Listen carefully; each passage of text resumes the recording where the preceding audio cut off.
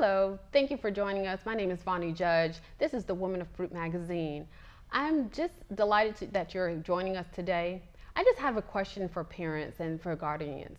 Can you ever imagine allowing your 5-year-old who is excited about camp, decides to go camping with his scout leaders, and he's excited because his new friends are going, and so you drop him off on that Friday afternoon just to be excited and waiting for him on Sunday.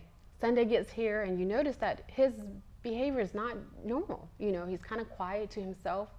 So you wonder, is it something that happened on the trip, that he saw a snake, maybe stepped in poison ivy, or is he, possibly coming down with something? Just to find out later that he has been sexually abused by his new scout leader. These types of stories happen all the time. A lot of times with parents, we trust our scout leaders, we may trust teachers, people of great position to protect our children. And a lot of times we find that sometimes those leaders and those in position have failed our children. So I'm excited to be joined today by Marion Burton, who is the founder of Marion's House. Miranda Burton, who is the founder of Marion's House, which is a nonprofit that helps children to get through this battle when it comes to sexual abuse. So welcome. Thank you. Thank you for having me. Thank you so much. For so many years, and I'm sorry that I call you Marion because of the fact that to me, you're Marion's House, and that's how you're branded. When I see your flyers and different things, and as I see that, I just think about you as that, but you are actually Miranda Burton. Yes. And so how did you come up with the name of Marion's House? Marion's House is actually named after my grandmother, Marion Burton. She was a powerful matriarch. She lived in Louisiana. She constantly took people into the home. Wow. So whether it was children, elderly, middle-aged adults, as she had victims that were victims of sexual abuse. She's taken in people that were addicted to drugs, senior citizens that may have been mistreated in nursing homes. She constantly took them into the house. And the family had a joke. We were like, oh, Lord, who does she have in the house now? Somebody else in Marion's House. Oh, so it just kind of stuck. And it was key to me to name it Marion's House after her because she continued to help the community. That's awesome. I mean, that is a great, a great role model when you think of that. And so with your nonprofit, you actually help. Is it just students or is it young? Who do you help as far as? The mission of Marion's House basically is to empower recovery and awareness, and it's for adults as well as children. So I do book readings with children. I do darkness to light training sessions with the adults, and then also just kind of empowering the children and the adults and sharing my story so they understand that even if you've been a victim of sexual abuse, you don't have to allow it to impact the rest of your life. You can overcome it and you can be empowered. That is good because a lot of times when children are sexually abused, a lot of times they feel that it's their fault that this has happened or this has occurred. And so how do you help to get their confidence back? Because a lot of times it's stripped away in this experience. I think you start from the moment that the child tells you they've been sexually abused. You praise them for being strong enough to even tell you, and you make sure to let them know that it's not your fault, that you're a child, and that has happened. Even if it's the parent, you let them know that it's not their fault either. You let the parent know that this has happened to your family and we have to break the cycle. And you let them know that that perpetrator, it's their fault. They are the person that's trying to control that child and trying to manipulate and create this situation to make that person uncomfortable. Yeah, so how do, when it comes to telling, being able to come forward, how often do you see that? Is it something that you see often as far as, because I know that from studies, it shows that kids are more likely to tell now. Do you think it's more awareness that allows them to tell now, or do you think it's just maybe parents being more aware of the signs? I think it really depends. I think that it's finally not becoming as taboo as it's been in the past. So a lot of children are feeling a little bit more comfortable, but it's still a sense of fear. It's still a, how will people interpret me? Because when I think of my own story, I think of, fear of me not wanting anyone to see me as a victim and them to realize that I was a survivor. So it's just that you want them to see you as that strong person, not someone that's been tainted or been abused. Yeah, you definitely not. It's not like you said. It's not your fault. Has occurred, and so a lot of times they take on the the ownership of this, of this crime, and so and it's not, to be able to say, okay, this is not my fault, especially parents, because I can imagine, especially with the story that I open up with, if I allow my 5-year-old to go off and trusting, a lot of times we trust, all the, leaders, these are community leaders. Yes. And so have you seen the shift of, when it comes to predators, how they are so well disguised? Oh yeah, it's grooming. That's what they're doing. They're grooming these children. They're in your youth servicing organizations. They're in your churches. They're in the Sunday schools. They're working with your children on a level that makes you comfortable. So you think that because they're charismatic and they're blending in with the community as anyone else, because it's not the stranger that's going to be sexually abusing your child. It's going to be that person that has built your trust, built the child's trust. So yeah, definitely they're blended in a lot more these days. So how do you, as a parent, what's some signs that maybe we can look for when it comes to predators? Is there any signs that we should be looking for? Is there, I know they don't have a sign like, hey, I am, but at the same time, there should be some signs that we should. I think definitely pay attention to if it's an adult that wants to continue to have one-on-one interactions with the child. Now, there are situations where as you're mentoring, as you're developing that connection, you will be one-on-one with them.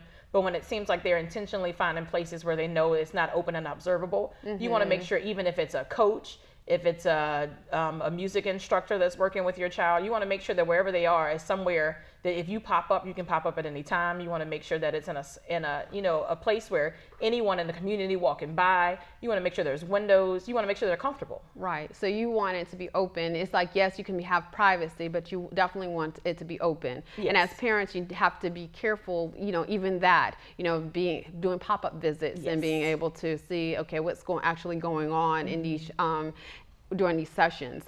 So how, for you, when you think about your story, how has that been empowering as you're mentoring others? I think for me, I struggled initially as a child. Initially, I felt like it was my fault. And when I experienced sexual abuse the first time, I told immediately because I knew that it wasn't okay. But the second time I was sexually abused, it was by a female. And I think that made me feel like I did something wrong, because I was like, well, this is a female. She's caring, she's loving, so I must have done something wrong. And a couple of times that I did show resistance and try to stop the situation, she always said, this is what you like, this is what you want. So I felt like I was doing something that I was supposed to do, and that I did like it, and maybe I was confused. And so for me, as I got older, I realized that it's not my fault, and it wasn't my fault, and that this was something that was brought into my life as a way to make me strong so that I can help other people. And that's an amazing point, because a lot of times we think it's males all the time, and it does not necessarily have to be males, and it does not necessarily have to be an adult. We see it with children and things like that. So it's like where you still have to be careful, regardless of if it's a child, you never know if that child has been introduced to some kind of activity outside their home or whatever. So you have to be careful. And so as you talk about it, a lot of times we cannot, it's hard to just say, okay, it looks like this, because of course they are very much disguised, and they are really much, there was a story recently about a teacher, and a lot of times the student has, has sexual relationship with this teacher because it's a control thing. He was like, well, if you do this, then I will protect you. And so a lot of times it's these fake promises or false promises that they're providing, or false sense of, oh, you must like this type of thing. And so I think it's something that, again, parents need to talk to their children about, what's private, stay private, and what things are acceptable and unacceptable behavior. Because my mother constantly said, she was really big on make sure no man touches you, make sure no boy touches you. So there were times when things had happened, and she said, is something wrong? Is something going on? Has a boy touched you? And I would say no, because it hadn't been. It had been a woman. So it's very important that even as you talk to your children, as you're going, talking to your nieces, nephews, or any child that you have care with, that you remind them that their body is their body, and it's sacred, and it doesn't matter if it's a man or a woman, that if you're uncomfortable, then it's okay to say no. So how do you spread the awareness when it Any opportunity that I have, I do. Whether I am in a meeting, whether I am going to events in the community, I'm handing out flyers through social media. I try to put myself out there as many ways as possible. I do book readings with children, so that age appropriate books with younger kids. I also do group sessions with girls and kind of sharing my story so they can be comfortable. And even as they're going off to college, they know signs of sexual assault and what type of situations to not put themselves in. I also do the trainings with the adults so that they're comfortable, and also sharing my story. Because sometimes when you just hear someone else's story, then you realize what you may have missed out on. Because my mom was a social worker. Wow. So she wasn't someone that was naive or didn't know anything about child sexual abuse. And she was also a victim of sexual abuse. But she still put me in a situation with someone that she knew and trusted, and that we would have never thought that would have done anything like that to me, either person. Because one was a family friend and one was a family member. So you would have never thought that, these situations would have been something where I would have been unprotected. Wow, and that's really deep, because a lot of times we think it's like you said, it's like it's not going to be the stranger. No. Most statistics shows, and then also that it could be a family friend, and then also the fact that it could be a female, and so just you have to be careful. Even family members have to be careful of who we leave our children with, and just be know some of the signs. So what are some of the signs you tell parents to look for? Like I said, you want to look for those one-on-one situations when they're trying to intentionally have disclosed areas with the child. If they are a little too touchy, like you can be affectionate with the child, but if you see that they're crossing boundaries to see how far they can go, that will be an issue. If you're seeing adults that are maybe even verbally just being a little too aggressive, you can pay attention to those signs. If a child is telling you that they feel uncomfortable, pay attention to what they're saying as well, because maybe they don't know why they feel uncomfortable, but something is making them feel funny.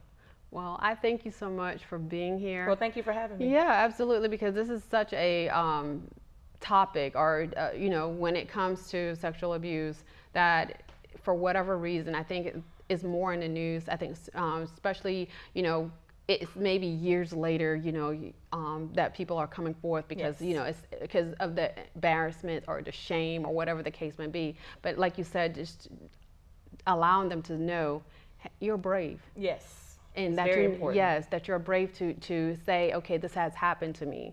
And the biggest thing is to being able to be free from it. The only way to be free from it is saying, to release the shame of it, and to realize this is not my fault, and that I was the victim in this whole ordeal.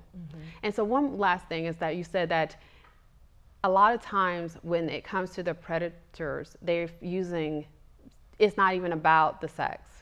It's about control. It's about control. And so again, how they controlling and grooming is how you were explaining grooming the child. So again, if you're out there and if you're listening and if you need support and if you need help, Miranda with Marion House is definitely a person. I don't know why I want to call you Marion, because you have been Marion to me for all these years. So to see you as Miranda, it's like, oh my gosh, she got a new name. But thank you so much for being here. Tell everyone how to get in contact with you. You can look up my page on Facebook. You can go to type in Marion's House in your search. I also have a GoFundMe page. So if you go to the Facebook page, it'll direct you to the GoFundMe as well as the PayPal if you want to make a donation. The Marion's House email address is going to be Marion's, Marions, survivors, Vivors, @gmail.com. So it's Marion's House Survivors @gmail.com. You can also call me at 336-508-8917. I'm available. Thank you. Thank you so much for being here. I know that we'll definitely keep in contact. All right, great. Thank you. Thank you.